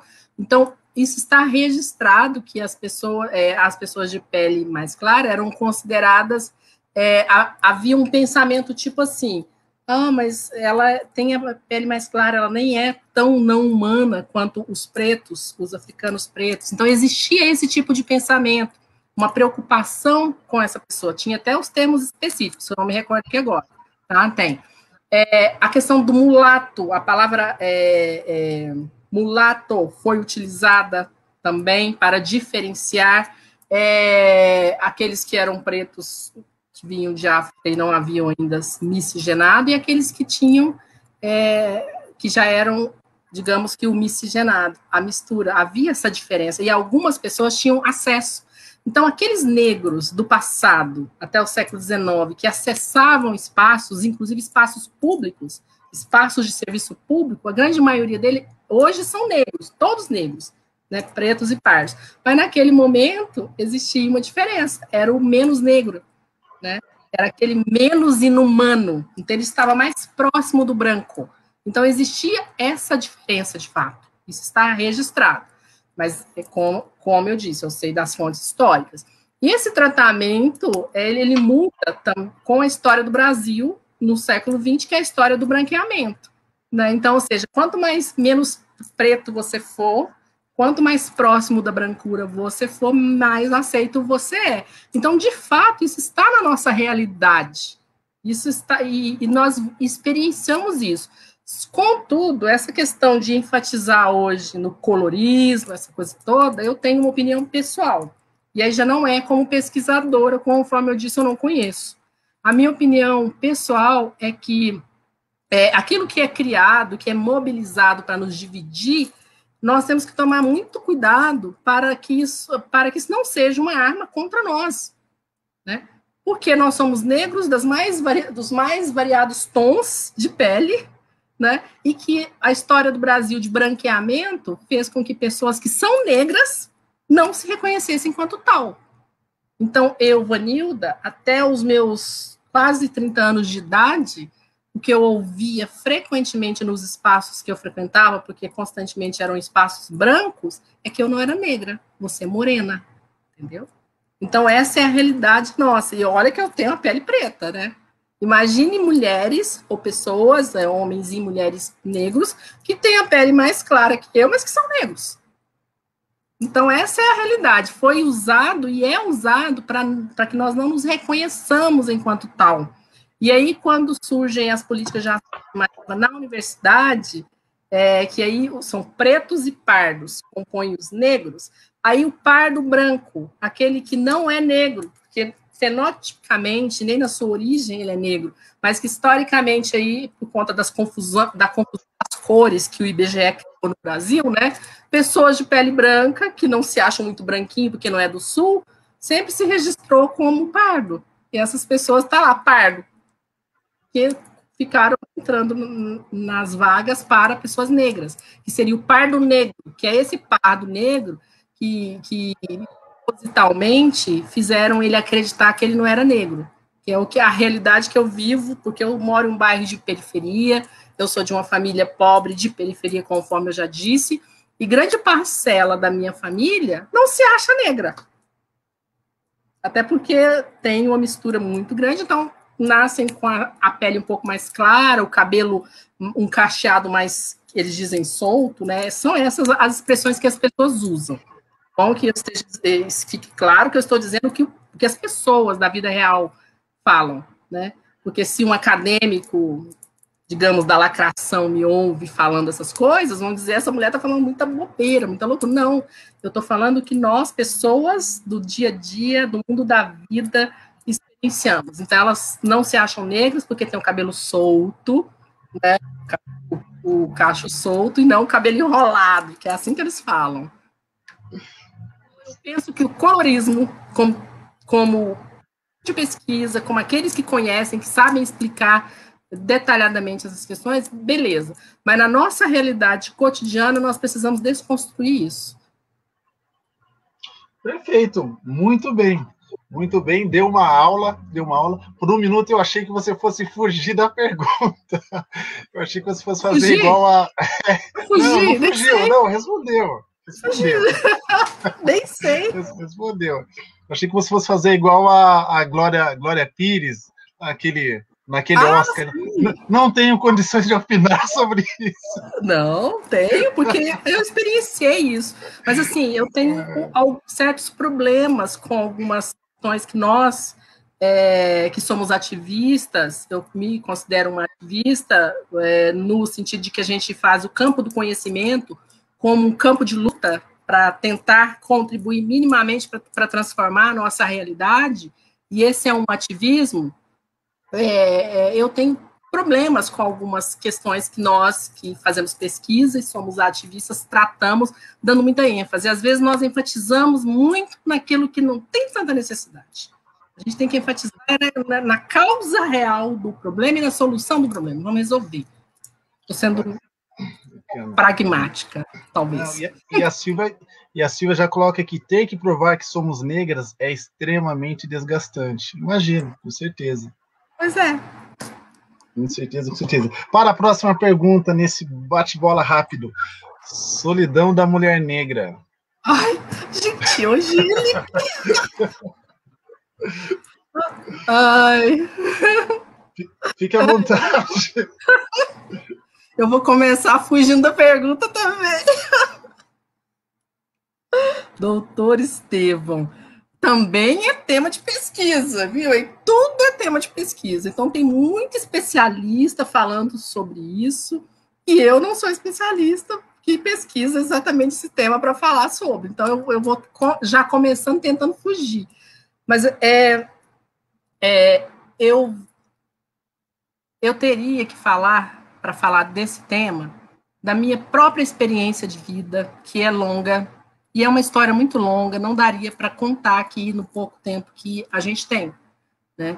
Então, partindo da minha experiência e da experiência de diversas mulheres com as quais eu já conversei, com as quais eu convivo, e com aquelas que compartilham também a partir das pesquisas, né, que são feitas, esse é um tema demasiado complexo, mas muito verdadeiro, mas também incompleto, quando é só solidão da mulher negra. E eu vou dizer por quê. É fato que boa parte das mulheres negras na história acabam sozinhas, no sentido de que a nossa sociedade, né, impõe determinados padrões, né? E aí eu estou pensando nos relacionamentos heterossexuais mesmo, é só desse que eu vou falar. Muitas mulheres negras criaram, cuidaram da sua família, criaram seus filhos sozinhas, porque de fato foram abandonadas, vou usar o termo que as pessoas do mundo, do nosso mundo comum, do mundo da vida usam, foram abandonadas pelos seus maridos, pelos seus esposos, para cuidar dos seus filhos, sozinhas, né? Principalmente as nossas, da geração das nossas mães, tias e avós, né? Era muito comum que isso acontecesse, né? Os filhos com as mulheres, e elas mulheres sozinhas. E isso veio mudando de cara, com o tempo, né? Não, talvez, as mulheres serem abandonadas pelos seus esposos, quando eram casadas, né, quando casavam com essas mulheres, mas veio mudando de cara, isso continuou de outra forma. E aí eu sei que uma das questões que é muito abordada pelas mulheres que tratam de forma mais profícua dessa questão é o fato das mulheres negras, né, serem, que é histórico, isso vem desde a escravidão, né, e essa é uma herança que fica, né. A mulher negra, principalmente a que não tem a pele preta, é a mucama, a da pele preta é para cozinha, para limpeza e para cozinha, né? E a mulher branca para casar e a mulher negra para fornicar, né?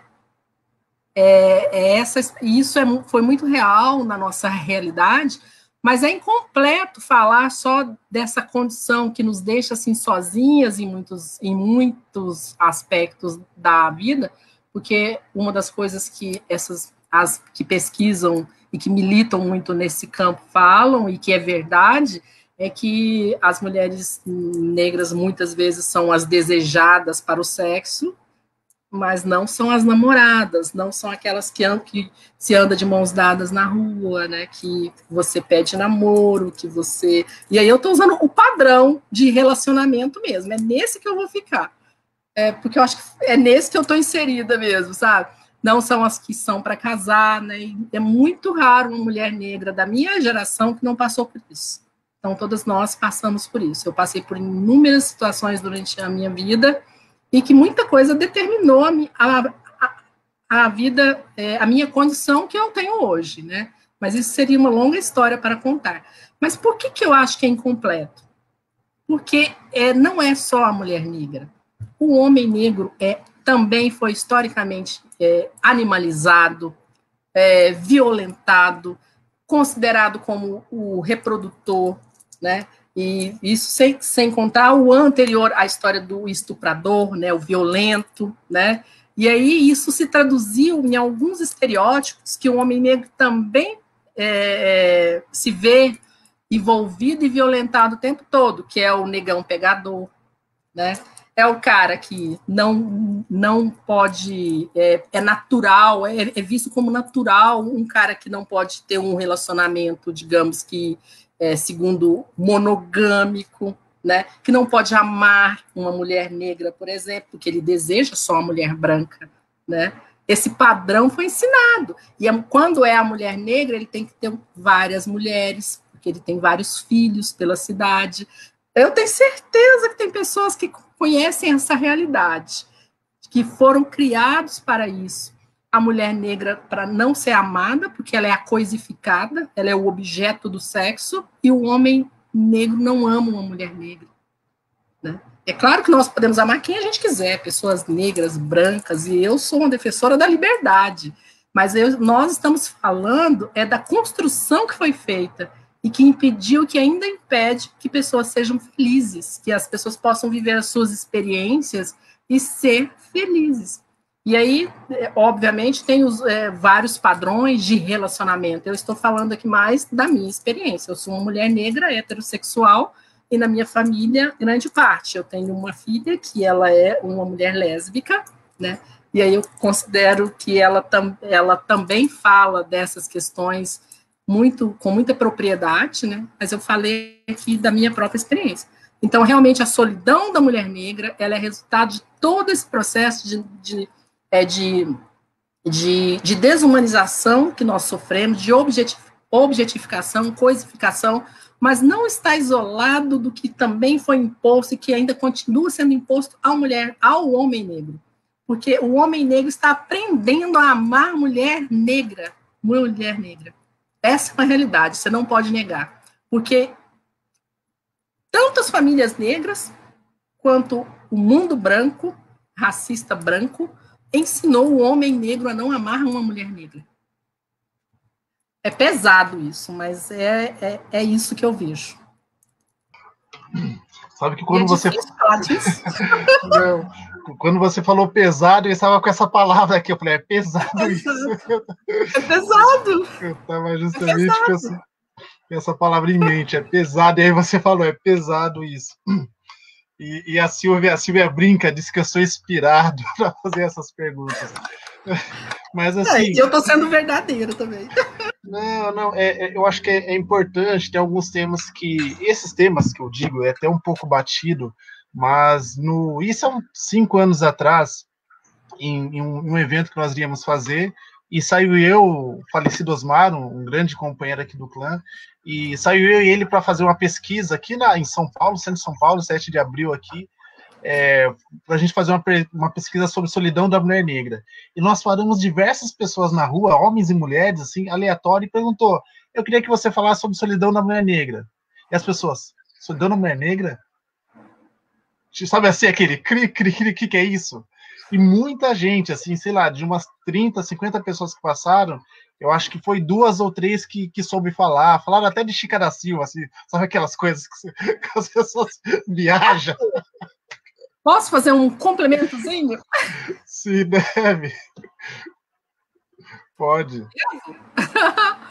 Então, de tudo isso que eu disse também, por que é mais incompleto ainda? Tem outro aspecto, porque não é só a solidão da mulher negra. O homem negro, nessa situação toda, também e aí nós não estamos universalizando, estamos falando de experiências, né? É óbvio que tem pessoas que não vão ter passado por isso e nem vão saber falar, mas tem pessoas, muita gente, que vai saber falar também, porque essa construção negativa do homem negro também gerou durante muito tempo a resistência de mulheres negras em entender o homem negro como um homem que quer ser amado também. Sim.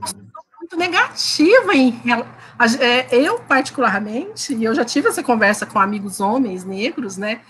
Da minha juventude, eu não enxergava o homem negro como capaz de me amar. E até muito pouco tempo atrás, eu não conseguia ver isso. Porque a construção foi muito forte. E muitos homens reproduziram essa construção negativa nas suas vidas. Sim. Né? Eu sei por essa experiência na minha vida, e muita gente que conheço passa. As coisas não vêm do nada, ela vem de uma construção que é feita historicamente na formação das pessoas, que forma o caráter, forma o modo como ela age e com o modo como ela se relaciona com as pessoas. Então, isso está sendo desconstruído agora. Foi muito violento com todos nós. Eu penso que sim. Então, unicamente, é claro que algumas mulheres podem me ouvir e me odiar porque eu estou falando isso, mas é o que eu percebo. É a sua prática, e é importantíssima. Que, aliás, falar nisso também, eu acho que até esse amor entre os negros, ou esse amor próprio de dizer eu te amo, né, não sou ensinado a dizer eu te amo. Que seja isso, assim, simplificando, não nos foi ensinado isso. É uma coisa recente. Então, enfim, como disse muito bem, mas para o próximo. Para o próximo, tem uma pergunta que eu sempre faço, mas eu vou pular dessa vez. E eu vou para uma outra que eu nunca fiz nesse mês. Eu vou te fazer. Eu nem sei se ela está da maneira correta aqui, mas você vai me entender. Também para ouvir sua opinião, e não existe certo nem errado. Aqui está assim, a hipersexualização da mulher negra. Eu não sei nem se seria hiper, super, mas queria te ouvir sobre isso. Então, estão relacionado ao que eu já falei um pouco, né, sobre essa questão da objetificação dos nossos corpos, né, dos corpos negros, né, tanto corpos das mulheres negras quanto dos homens negros, né, cada um na sua dimensão, né. Essa hipersexualização e a minha geração, acho que eu sou um pouco mais velha que o doutor. Eu fui criança na década de 1980, e então até eu consigo perceber a diferença com que a mídia hoje trata essas questões, porque houve diversas discussões no decorrer desse tempo, né, década de 80 e década de 1990, sobre, e aí no início dos anos 2000 que se enfatizou mais essas discussões, principalmente, eu vou citar um exemplo que todas as pessoas lembram, né, a globeleza, figura da globeleza, né, que essa discussão foi muito profícua, foi muito ampla, que o corpo que a mulher negra só era mostrada na mídia, na TV, nua, né, no carnaval, na globeleza, né, ou então em papel de escrava ou empregada doméstica. Então, não que seja algo negativo ser empregada doméstica, todo mundo já conhece essa discussão, eu não vou entrar nisso, é só para dizer que são os lugares que nos eram reservados e que são, em grande medida, ainda no imaginário coletivo das pessoas. Então, o estar no espaço público com o corpo, a beleza do corpo, acabou sendo visto como positivo, por grande parte, né? Porque você está lá, né? E essa questão da hipersexualização do corpo, também na década de 1980 e 90, não era somente com a mulher negra, era todas as... a exposição do corpo era uma coisa de louco, que não é tanto agora. Agora, eu costumo dizer que nós temos mais censura em relação a essas questões que está no âmbito da moral hoje do que nesses momentos, mas isso é explicado, né, porque era um momento de abertura democrática, estava saindo de uma ditadura, então todas as liberdades estavam mais exacerbadas, e depois começou a se vir o limite, né, a cobrança dos movimentos de mulheres, dessa hipersexualização do corpo, mas a mulher negra é aquela que naturalizou-se que o seu corpo era para isso, né? O corpo era para o sexo, né? Lembra? A mulher negra é aquela que iria, que estava reservada unicamente à satisfação sexual. Né? Então, o corpo tem essa função ali. E aí, isso vai se traduzir em muitas outras formas de manifestações na cultura, né? Se nós pensarmos a questão da música, né? A indústria da música também acaba trazendo essa discussão de forma muito forte, que eu prefiro não entrar nisso, que dá outro debate, mas os nossos corpos sempre foram vistos como objeto do sexo, é a mucama. Então, a hipersexualização sempre foi vista como algo natural.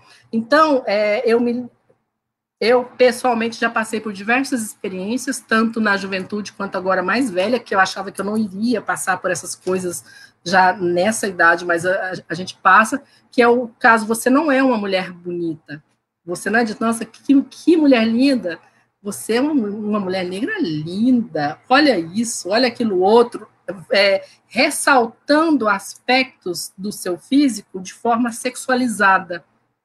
Então, isso continua, isso tá no imaginário. Por mais que muitas pessoas não falem, enquanto que alguns têm medo ainda de que a lei de racismo ou injúria consiga atingi-lo. Eu tenho dúvidas, porque não tem atingido ninguém, né? Então, eles não falam, mas está na mentalidade de muita gente, né? E, inclusive no fato das meninas negras não serem vistas como crianças inocentes, como belas, como meigas. A menina negra, ela não tem esse olhar da maioria das pessoas da sociedade como uma criança inocente. Há estudos sobre isso, já foram feitas pesquisas que falam sobre isso. É horrível isso, e são coisas que estão no nosso dia a dia, que às vezes a gente nem percebe. A mulata gostosa. Já que falei. Pois é, estou aqui sem palavras. Falei demais? Não, ótimo. Aliás, a Cibele, até na pergunta anterior, ela punha assim: as negras são desejadas como objeto, mas excluídas para apresentar para a sociedade. E quando deixa de ter a beleza exótica, só é vista para ser empregada porque é forte e operacional. Sim, exatamente. Lamentável, né? É claro que nós estamos desconstruindo isso, mas é uma luta constante, porque o imaginário e as práticas ainda estão arraigados a essa mentalidade. Sim, sim.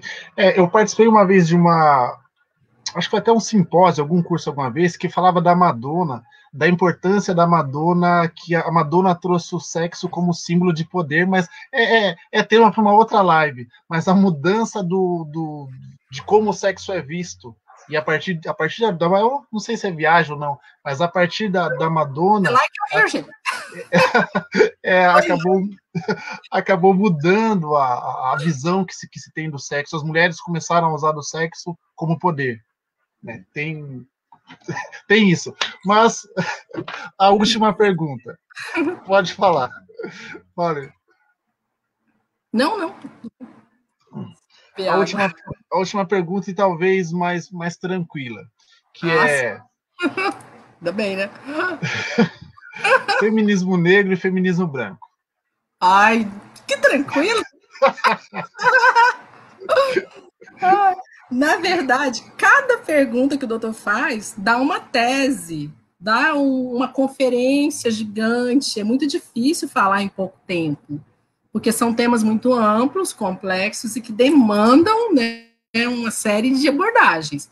Mas eu vou escolher um aspecto sobre essa relação para falar, que fique bem claro que é um aspecto, tem muita coisa, né? Mas eu vou falar enquanto pesquisadora nesse momento, tá? E depois eu falo enquanto uma mulher negra, né? Na realidade aqui do mundo da vida, né? Além da academia. Enquanto pesquisadora, e aí eu já escrevi um pouco sobre isso, né?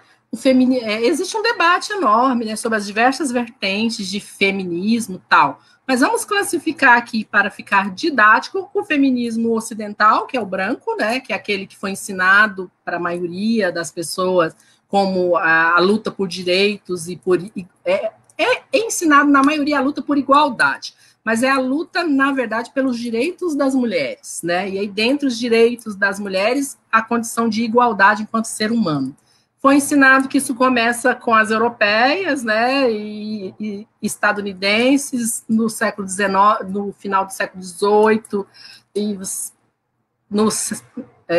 durante todo o século XIX, e que todas as discussões se davam a partir da experiência da mulher branca, que era a mulher que não trabalhava, porque ela não estava no espaço público, era só espaço privado, só dentro da casa, submissa a seus maridos e pais. De fato, pensando na França, a experiência era de que, mesmo depois da Revolução Francesa, a mulher tinha a mulher branca francesa, o livre, uma cidadania incompleta, que não era uma cidadania ativa, que é o cidadão pleno, que tem e que é pleno de direitos, né? Então, de fato, essa era a experiência da mulher branca, que não podia trabalhar nisso. Qual é a experiência da mulher negra? E da mulher negra escravizada, e depois da mulher, e na sequência, da mulher negra livre. Trabalho. Nossos antepassados, nossas ancestrais sempre trabalharam. Tanto na escravidão, seja nos engenhos, sejam na roça, sejam na casa grande, sempre trabalharam. Então, a mulher negra sempre esteve no espaço público, né? Era ela que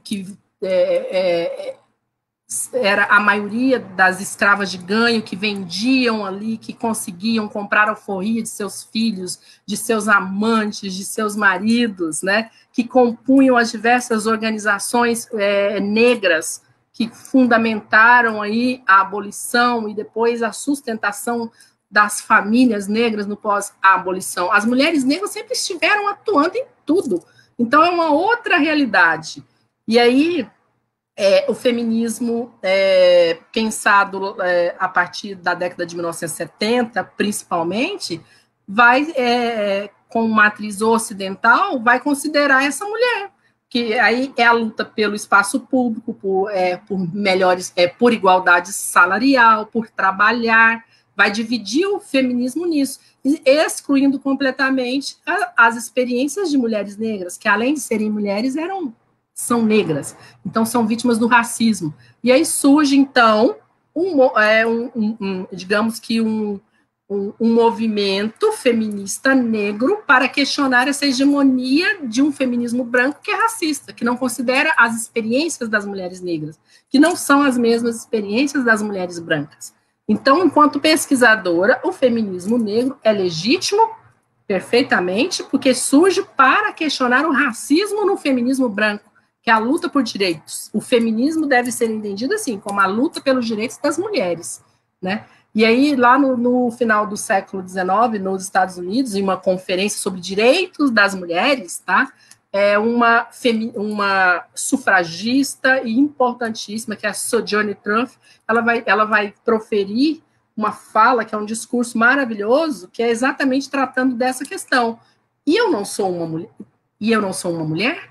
Por quê? Porque todas as experiências que estavam nessa conferência de Ohio, né, eram experiências das mulheres brancas, sendo que as mulheres negras estavam no espaço público e lá elas eram sufragistas, lutavam pelo direito ao voto também, né? Bem, e aí nesse sentido, hoje já tem uma nova vertente, que não são feministas, que são as mulheristas africanas, que se baseiam, né, na experiência de mulheres em África, tá? que são experiências de mulheres que são mulheres poderosas, mulheres que exerciam, porque lá não tinha essa separação, pensando em alguns povos, pensando nos povos iorubás, por exemplo, essa separação homem-mulher, e aí tem altas discussões sobre.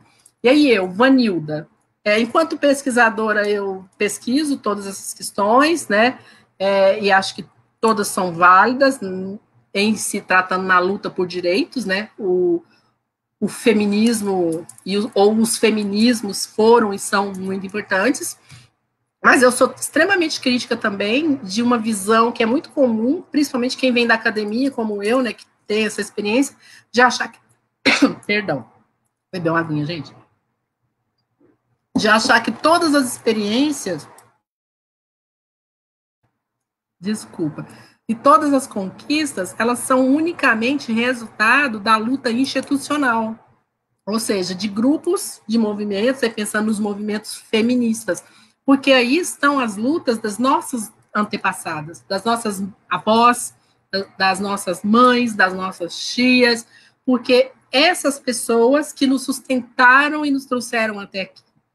E uma boa parte delas, conforme eu já mencionei, sequer sabe da existência de movimento social. Muitos não sabem sobre a existência do movimento social negro e muitas não sabem da existência do movimento social feministas.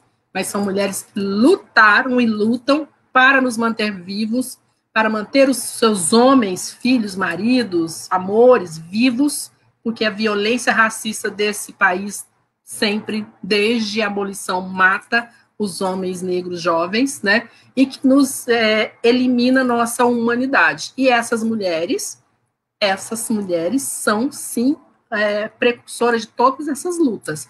E muitas teóricas do feminismo negro trabalham isso, e isso é muito importante. Mas, mesmo assim, a gente ainda vê pessoas aqui no Brasil falar como se fossem somente os movimentos organizados e muitos acadêmicos, né? E muito da lacração, conforme disse o doutor. Não sei se eu respondi.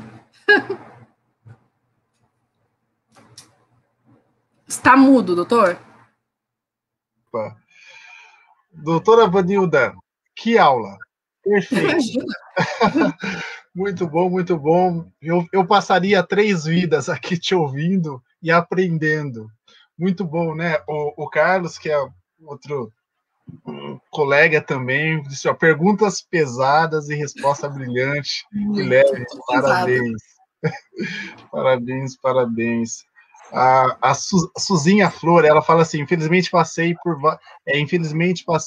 por vários dessabores relatados, mas mantenho-me de pé buscando o brilho nosso de cada dia, de cada negro. Exato, exato. Mas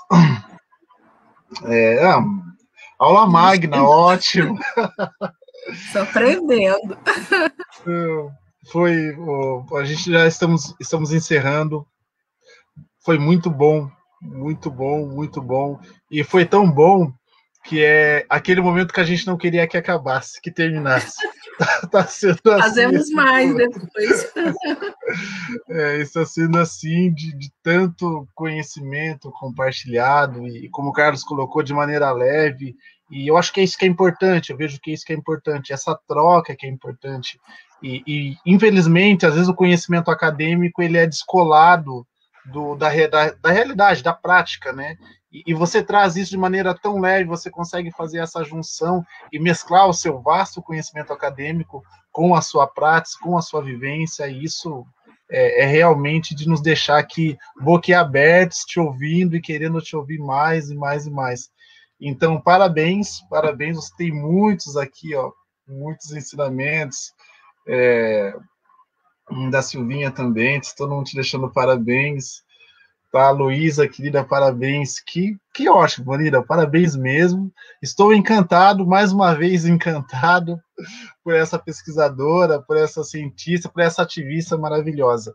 Mas, aproveitando aqui, tem um entrevistador, eu não me lembro da formação dele, mas o Antônio Bujanra, e das provocações, que eu sou fã daquele programa, falecido, infelizmente, mas um grande entrevistador, um grande, salvo engano, jornalista, e eu até o copio, e ele sempre terminava o programa falando assim, que pergunta que você gostaria de responder, que eu não fiz, que eu esqueci de fazer, e eu queria que você dissesse alguma pergunta que eu não fiz, e que você falasse, olha, isso daqui eu gostaria de falar e não me foi perguntado. A hora de você falar é agora. Nossa, eu não consigo responder essa pergunta. Ai, o que eu gostaria? Não sei. A pergunta, assim, eu vou ter que responder depois? Não, né? Não. O que você gostaria de falar e talvez eu não perguntei? Você falou, pensei em falar isso e não me perguntaram. Se eu acredito no futuro. Ótimo. Vanilda, você acredita no futuro? Ai, é ele que nos faz estarmos aqui, com certeza, em um futuro melhor. Somos sonhadores, né? Sonhadores, porque se não fôssemos, talvez nós estivéssemos paralisados, somente cuidando das nossas questões materiais, né? E não é isso que estamos fazendo. Então, nós acreditamos em um futuro melhor. Eu fico muito feliz em poder compartilhar o espaço com pessoas assim, tanto com você, quanto com todos que estão aqui, porque eu tenho aprendido muito nos últimos tempos, porque há muito pouco tempo atrás eu achava que eu era sonhadora sozinha. Bacana. Olha só, Leni, gratidão, gratidão mesmo. Gratidão resume o sentimento de todos aqui e aprendizado. Obrigada. Mas estamos encerrando, já passamos até um pouquinho do nosso horário, mas com uma filósofa aqui não tinha como fazer em meia hora. E foi brilhante. Desde já eu quero agradecer também a todas as mulheres que passaram, né, por esse mês. Foram oito não, acho que foram 12 mulheres que estiveram aqui compartilhando, contando das suas vidas e das suas experiências, indicando os caminhos, soluções. E desde já eu quero agradecê-las todas que estiveram por aqui. Quero agradecer também a Vanilda, quero agradecer a todos vocês que estão com a gente aqui nessa quase 2 horas de live. Quero agradecer vocês, convidar vocês para no próximo mês também. No próximo mês nós iremos continuar com essas sessões de quarta-feira e sempre trazendo alguém para contar a sua experiência, para indicar o caminho, né, que está vendo, e sempre de modo muito claro, muito objetivo, sem muito academicismo, ou sem muito juridiquês, que às vezes deixa a fala um pouco empolada e deixa de difícil compreensão. Então, obrigado, Vanilda, que está aqui representando, personificando todas as mulheres ao mês das mulheres. Que responsabilidade. Exato. Mas muito bem, né? Mas com muita categoria e brilhantemente, você está representando todas as mulheres que passaram, todas as mulheres que estão assistindo. Um beijo no coração de todas, continuem firme e forte. Como a Vanilda falou, tempos melhores virão, estamos acreditando em um futuro melhor, embora, enfim, toda a situação política, né, e também pandêmica que estamos vivendo. Aliás, aproveito o momento para deixar os meus sentimentos às famílias que são enlutadas, às pessoas que perderam seus familiares. Quero aproveitar esse momento para dizer que estamos também, né, a gente sente muito por vocês. Como eu sempre digo, não tem palavra para explicar, para tentar confortá-los, mas os meus sentimentos, e que amanhã é um outro dia, né, que dias melhores virão. Sendo assim, encerro esse mês, encerro que nós falamos do desafio das mulheres, encerro aqui com a grande, querida Vanilda Santos, doutora Vanilda Santos, aqui, uma mulher exemplar, uma mulher assim que merece muito o nosso reconhecimento, merece muito, que aliás ela tem vários artigos publicados, compartilhem as publicações dela, que como vocês já viram, esbanja conhecimento, que está esbanjando conhecimento, e isso é muito bom. Gratidão, Vanilda, obrigado mesmo. Obrigado a todos e todas que estão com a gente aqui até agora, a Suzinha, a Luísa, a Silvia, o Carlos, tem muita gente, a Bruna, a Edmê, enfim, todos vocês estão com a gente, a Leni que está aqui com a gente. Leni, semana que vem, no próximo mês é a Leni que vai estar com a gente aqui, o Flávio Muniz, olha só, Flávio, também já vou fazer o convite aqui para você estar com a gente um dia. Muito beijo bom. Grande. Olha só, ele colocou aqui. Beijo. Parabéns. E, como eu falei, não queria encerrar, mas nós precisamos encerrar. Tá bom? Beijo. Tchau, gente. Fiquem com Deus e até a próxima quarta. É.